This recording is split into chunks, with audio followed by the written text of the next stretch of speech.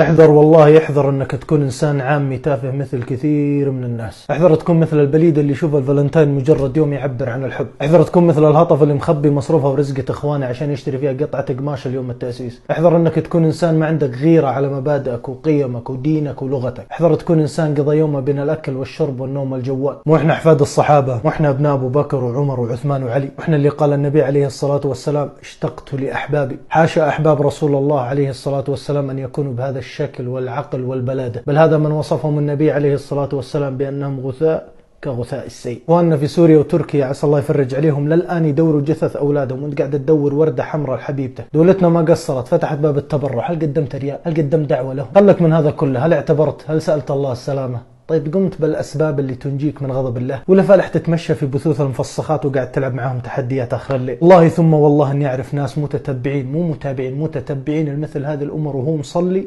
وابو عيله بعد. اسالك بالله ما تستحي على الشعرات البيض اللي في وجهك؟ ايش بتقول لربك يوم يسالك عن الامان اللي وهبك الله اياه؟ بتقول يا رب اكلتهم وكبرتهم؟ ترى يسالك عن عيالك، مو عن عنز في حوش مزرعتكم. يسالك ايش انشاتهم عليه، ايش تركت فيهم من بعدك. انا ممكن كلامي يزعل، لكن والله اني اتكلم من حرقه على حالنا، على حال خير امه اخرجت للناس. يحرق القران في السويد ويسب النبي عليه الصلاه والسلام في فرنسا يمكن كل يوم. تلقى كثير من الناس والله يعلم عن هذا الحدث، حتى لو علم والله ما تمغصه نفسه ولا تحرقه. لكن مباراة الريال والهلال تلقاه ما يخلي منصة ما يعبر فيها عن مسيرة هذا البطل المغوار. ترى ما حد يطلبك والله تكون بلال بن رباح ولا الزبير بن العوام. إن نطلبك تكون حاجة واحدة فقط، إن نطلبك تكون إنسان صاحب غيرة، صاحب هوية، صاحب دين، صاحب مبدأ لا يزعزعه الزمان. أصحاب الدين والمبدأ والله ثم والله هم ترسانة هذه الأمة. والله إني لأظن أن الله منجي هذه الأمة من السخط والعذاب والزلازل والمحن أولا برحمته ثم بأمثاله. قول الله تعالى في كتابه: لعن الذين كفروا من بني إسرائيل على لسان داود وعيسى بن مريم ذلك بما عصوا وكانوا يعتدون. لماذا يا رب؟ لماذا لعنوا؟ كانوا لا يتناهون عن منكر فعلوه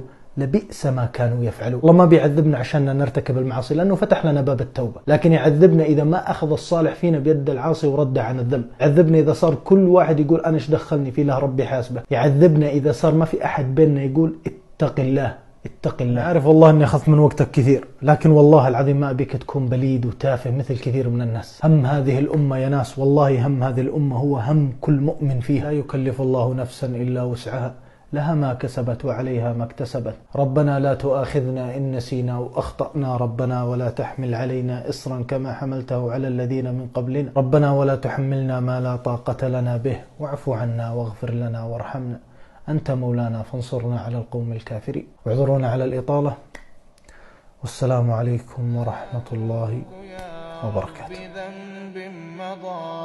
وأقبل نحو الرضا والنعيم، أحبك ربي وهذا رجاي، بأنك تقبلني يا كريم.